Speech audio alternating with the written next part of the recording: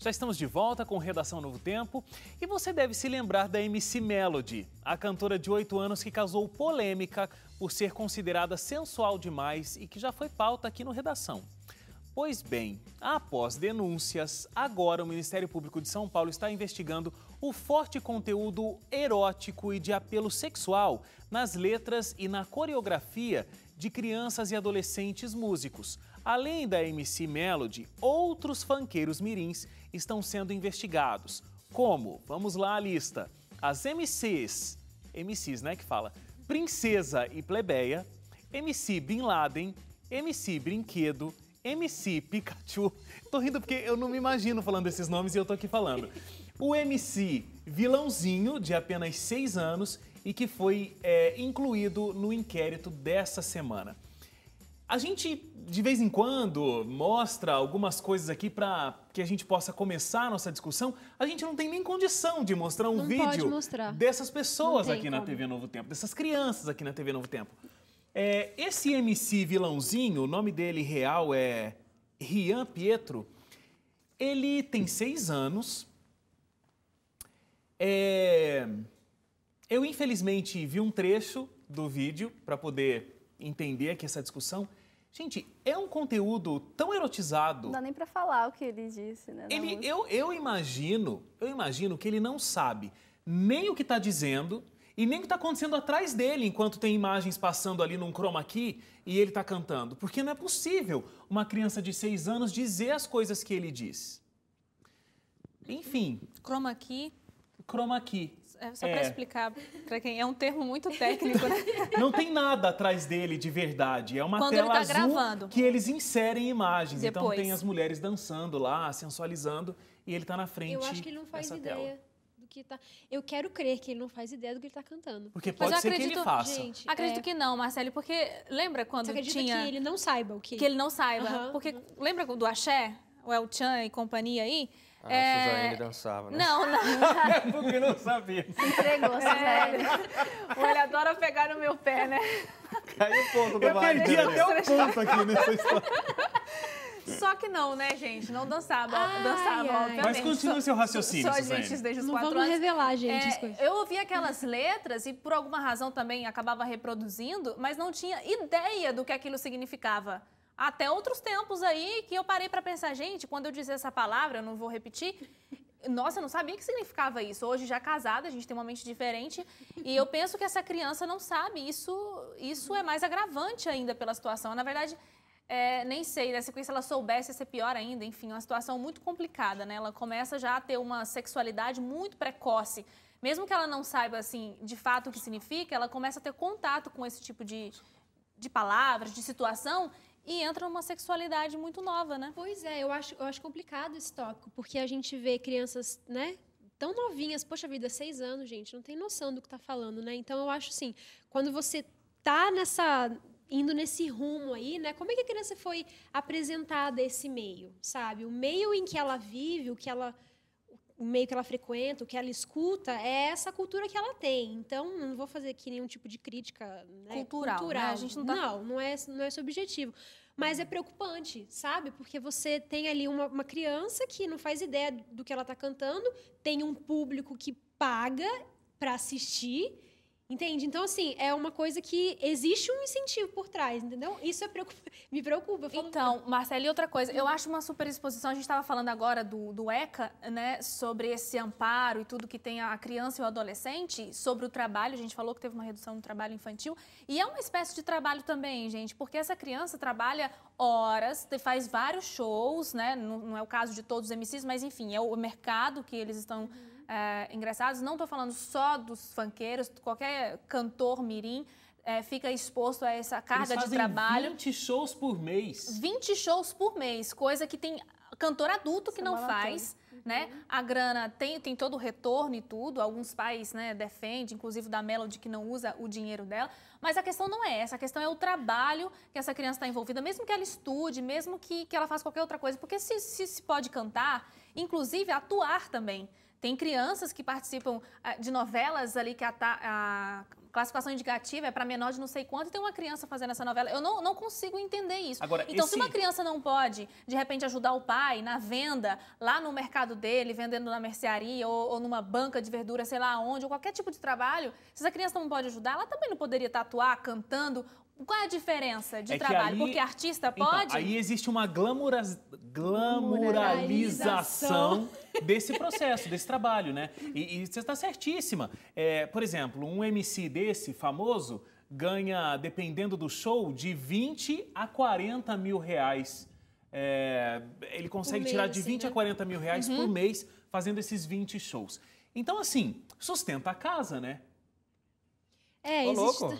Sustenta a casa muito bem. E aí, assim, o Ministério Público está investigando, aí vai ter que tirar isso. E quem vai sustentar a casa? Tem Como é que vai ficar? Desses MCs, inclusive, um rapazinho, acho que de 13 anos, se não me engano, que a gente estava comentando, ele sustenta a casa, a mãe é mãe solteira, né? Ela não trabalha, tem mais 3, se não me engano, irmãos mais velhos, mas que ainda são de menor. Ou seja, nenhuma dessas pessoas trabalha, né? Apenas esse menino de 13 anos. Então, a indagação da mãe era, tá, mas agora quem vai sustentar a minha casa? Se meu filho não sair assim, para cantar funk, eu não vou ter... Gente, oi? Então, assim? Se for pensar nesse pensamento, outras crianças podem trabalhar em outros trabalhos que são dignos, que são honestos para ajudar na remuneração da casa. Tem muitas crianças, inclusive, menos aí de 16 e tudo, que nem tá na escola, decidiram parar de estudar, poderiam estar trabalhando, era muito melhor do que estar pela rua, né? Infelizmente, ela não vai conseguir um trabalho, porque ela não pode trabalhar. Veja bem, eu não estou falando que crianças deveriam trabalhar, mas se a gente for pegar esse mesmo raciocínio de ajudar na casa, então que seja para todas as crianças, porque tem famílias que realmente precisam. Às vezes o pai e a mãe trabalhando não é suficiente. Então, eu tenho a impressão de que para essas crianças é diversão fazer isso. Porque elas não estão tendo o sentimento de que elas estão trabalhando. Porque, teoricamente, para a criança, eu não quero fazer dever de... Por exemplo, uma criança, o trabalho dela é fazer o dever de casa. Eu não gosto de fazer dever de casa, eu gosto de brincar. Mas fazer show... divertido, então eu tô indo porque tá legal. Só que... Mas você sabe o grande perigo disso? O seguinte, ó, vou trazer um raciocínio aqui, tentar ser rápido. Estava entrevistando esses dias o Leonardo Gonçalves, né? E aí ele falou assim, a gente estava falando sobre esse processo das pessoas estarem na mídia, serem muito conhecidas e tal, e ele falou, olha, eu não consigo me lembrar, não consigo entender pessoas que são realmente muito conhecidas, não cantores aí da linha gospel, mas pensar em Michael Jackson, em Justin Bieber, esse povo assim. E as pessoas serem realmente felizes com aquela quantidade de atenção que elas recebem. Eu concordo. Agora imagina um MCzinho desse, que é uma criança e ela está recebendo esse tanto de atenção, está construindo uma carreira, vira um popstar, tem o sustento da casa em torno dele e, de repente, até esses atores de novela, que eles são engraçadinhos quando são criança, adulto, né? Depois eles crescem e eles perdem a graça porque eles viram um adulto como outro qualquer. E aí você tira o chão. Aí eles não são mais essa celebridade. Tudo que eles sabem fazer é ser o centro das atenções. Eles não tiveram uma formação educacional como todos nós aqui tivemos. E aí, o que sobra? Como é que fica? O que sobra para essa criança? Porque a fama glamuralizada desse jeito. Ficam muitos problemas, né? A gente teve o Justin Bieber, que começou pequenininho e agora pichando muros e tal. Então, tem que ter cuidado. O que falta, acho que hoje no mundo é equilíbrio. Então, eu concordo com você. Eu acho que os pais, pelo que a gente lê, os pais dizem que a criança não tá trabalhando, né? Eles falam que é diversão, que é o sonho da vida da criança é fazer isso. Isso é o que a gente escuta. Se realmente isso for verdade, o que todo mundo aqui tá, né? A gente está chegando à conclusão de que não é bem assim. Mesmo que isso seja, é brincadeira, não é uma brincadeira decente. Esse é o meu ponto, gente. E as palavras, e o vocabulário que é usado, e as imagens de sensualizando a situação como toda. Gente, é um absurdo. Pois Eu aí fiquei vem o pai meio calado nessa discussão toda, porque primeiro não gosta de MCs? Não, eu não os conheço para não gostar, muito, eu nem parei para ver, por exemplo, não vi nenhum vídeo esses aí, mas eu imagino pelo fato de que é funk, né? Não tenho nada contra funk, nem a favor, muito pelo contrário.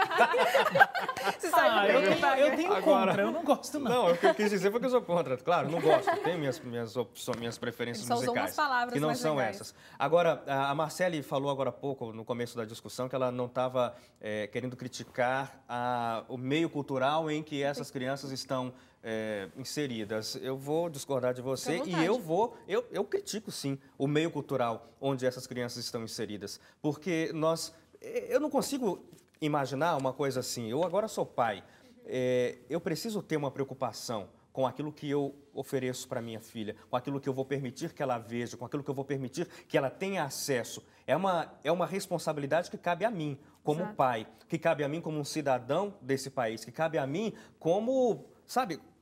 tá acabando? É isso que você quer dizer? Não, eu não. Tá, desculpa. então vou continuar. É uma preocupação que cabe a mim como um pai, cuidar do consumo cultural que ela vai ter. Claro que vai chegar no momento em que ela vai escolher o que ela quer para si, mas cabe a mim oferecer a ela aquilo que é bom.